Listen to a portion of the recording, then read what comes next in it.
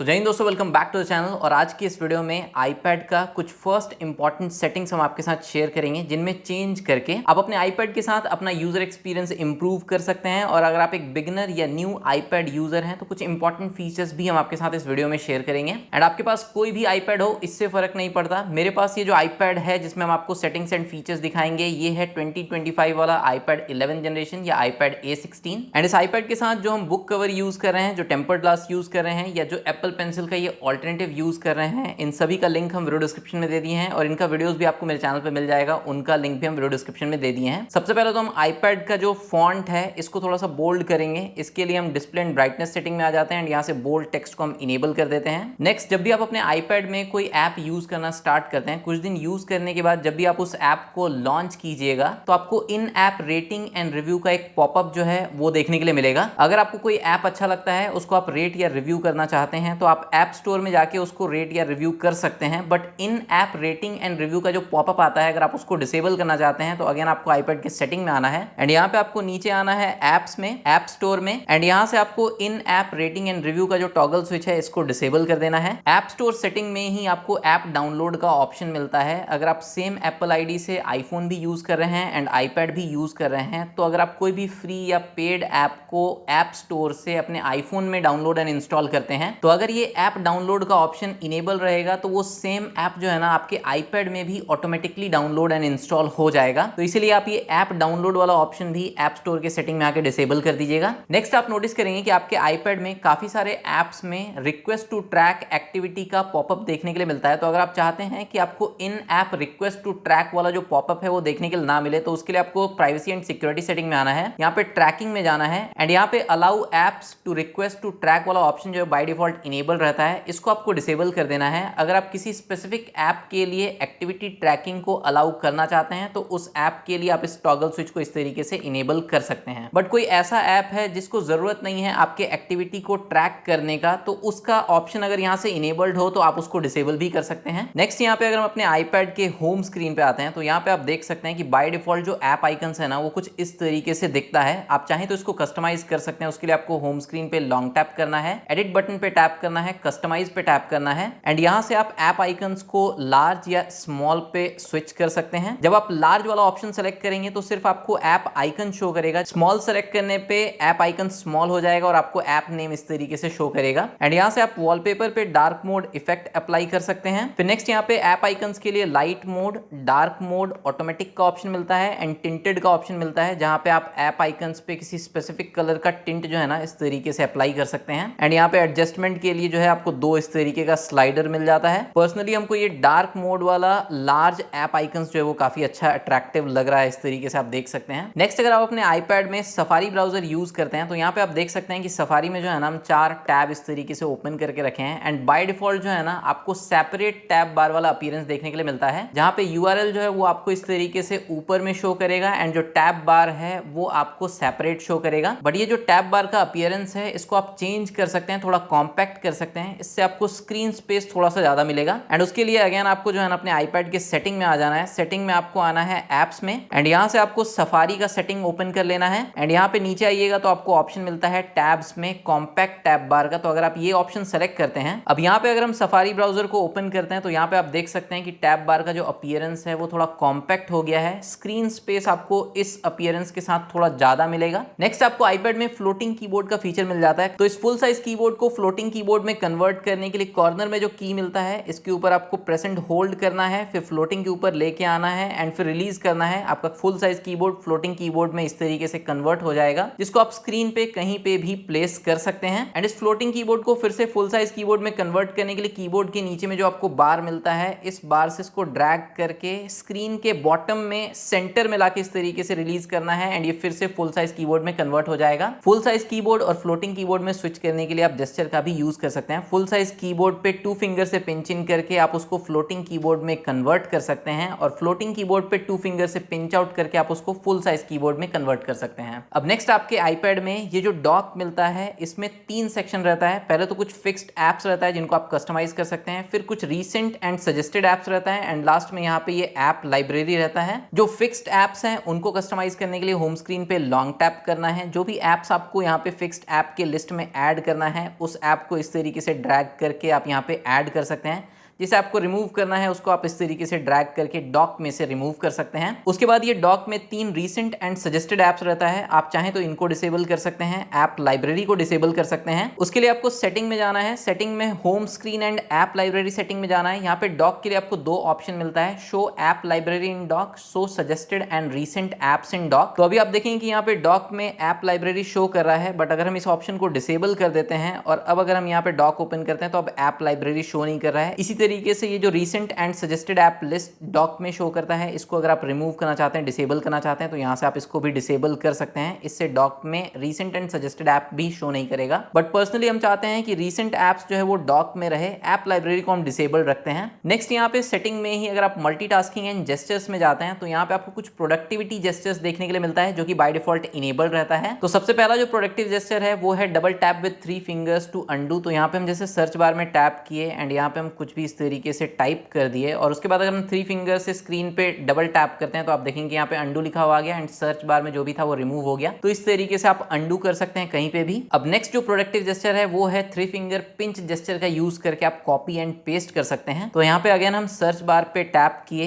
And यहाँ पे हम कुछ टेक्स्ट जो इस तरीके से टाइप कर दिए, उसके बाद इन टेक्स्ट को हम सेलेक्ट कर लिए। अब 3 फिंगर से हम स्क्रीन पे इस तरीके से पिंच इन करते हैं तो आप देखेंगे यहाँ पे कॉपी लिखा हुआ आ गया एंड जो भी टेक्स्ट हम सेलेक्ट किए थे वो कॉपी हो चुका है। अब नेक्स्ट यहाँ पे हम नोट ओपन कर लेते हैं एंड यहाँ पे अगर हम 3 फिंगर से पिंच आउट करते हैं तो आप देखेंगे कि वो कॉपी यहाँ पे पेस्ट हो गया। तो इस तरीके से आप 3 फिंगर पिंच जेस्चर का यूज करके कॉपी एंड पेस्ट कर सकते हैं। नेक्स्ट प्रोडक्टिव जेस्चर में आप 3 फिंगर से लेफ्ट या राइट स्वाइप करके अंडू एंड रीडू कर सकते हैं। अगेन अगर हम यहाँ पे सर्च बार में टैप करते हैं एंड कुछ टेक्स्ट अगर हम इस तरीके से टाइप करते हैं और 3 फिंगर से अगर हम लेफ्ट स्वाइप करते हैं तो आप देखेंगे कि अंडू हो गया और 3 फिंगर से राइट स्वाइप करते हैं तो ये रीडू हो गया, वापस से टेक्स्ट आ गया। तो इस तरीके से ये अंडू एंड रीडू का जो जेस्चर है 3 फिंगर स्वाइप वाला, ये ज्यादा कन्वीनियंट है, ज्यादा हमको यूजफुल लगा। प्रोडक्टिविटी जेस्चर के बाद आपको 4 एंड 5 फिंगर जेस्चर्स का ऑप्शन मिलता है, ये भी बाय डिफॉल्ट इनेबल रहता है। एंड इसमें सबसे पहला जेस्चर है कि 4 फिंगर से या 5 फिंगर से अगर आप इस तरीके से स्वाइप करते हैं ना तो आप रीसेंट एप्स के बीच में स्विच कर सकते हैं। नेक्स्ट अगर आप कोई भी ऐप यूज कर रहे हैं, किसी भी स्क्रीन पे हैं, 4 या 5 फिंगर से इस तरीके से पिंचिंग करके आप होम स्क्रीन पे आ सकते हैं। नेक्स्ट अगर आप 4 या 5 फिंगर से पिंचिंग करके इस तरीके से पॉज करते हैं तो आप रीसेंट एप्स या ऐप स्विचर स्क्रीन पे आ सकते हैं। होम स्क्रीन पे भी अगर आप 5 फिंगर से इस तरीके से पिंचिंग करके पॉज करते हैं तो आप इस तरीके से ऐप स्विचर स्क्रीन पे आ सकते हैं। नेक्स्ट मल्टीटास्किंग एंड जेस्चर में ही सबसे लास्ट में आपको स्वाइप फ्रॉम कॉर्नर का ऑप्शन मिलता है और ये जो जेस्चर है ये बाय डिफॉल्ट इनेबल नहीं रहता है, तो इसको आपको इनेबल करना होता है। इनेबल करने के बाद आपके पास 2 ऑप्शन मिलता है, bottom left corner and bottom right corner का। तो बाय डिफॉल्ट अगर आप अपने आईपैड में लेफ्ट कॉर्नर से इस तरीके से स्वाइप करते हैं तो आप स्क्रीनशॉट कैप्चर कर सकते हैं एंड डन पे टैप करके आप इसको फोटोज में या फाइल्स में सेव कर सकते हैं। एंड अगर आप राइट कॉर्नर से इस तरीके से स्वाइप करते हैं तो आप क्विक नोट ओपन कर सकते हैं। और ये जो left corner and right corner पे शॉर्टकट है इसको आप यहाँ से चेंज कर सकते हैं। आप चाहें तो लेफ्ट कॉर्नर पे quick note and right corner पे स्क्रीनशॉट का ऑप्शन जो है वो अप्लाई कर सकते हैं। और अगर आप एप्पल पेंसिल या इस तरीके कोई बजट स्टाइलस यूज कर रहे हैं तो भी आप ये लेफ्ट कॉर्नर वाला gesture as well as right corner वाला ये क्विक नोट वाला जेस्चर यूज कर सकते हैं। नेक्स्ट अगर आप चाहते हैं कि आपके आईपैड में कोई भी टेक्स्ट अगर आप इस तरीके से सेलेक्ट करते हैं उसके बाद आपको यहाँ पे ऑप्शन मिले कि आपका आईपैड जो है ना आपके सेलेक्टेड टेक्स्ट को आपको रीड करके सुना दे, तो उसके लिए आपको अपने आईपैड के सेटिंग में आना है, एक्सेसिबिलिटी में आना है, स्पोकन कंटेंट में स्पीक सिलेक्शन का ऑप्शन मिलता है, इस ऑप्शन को इनेबल कर देना है। इसके बाद आप अपने आईपैड में किसी भी टेक्स्ट को अगर इस तरीके से सेलेक्ट करते हैं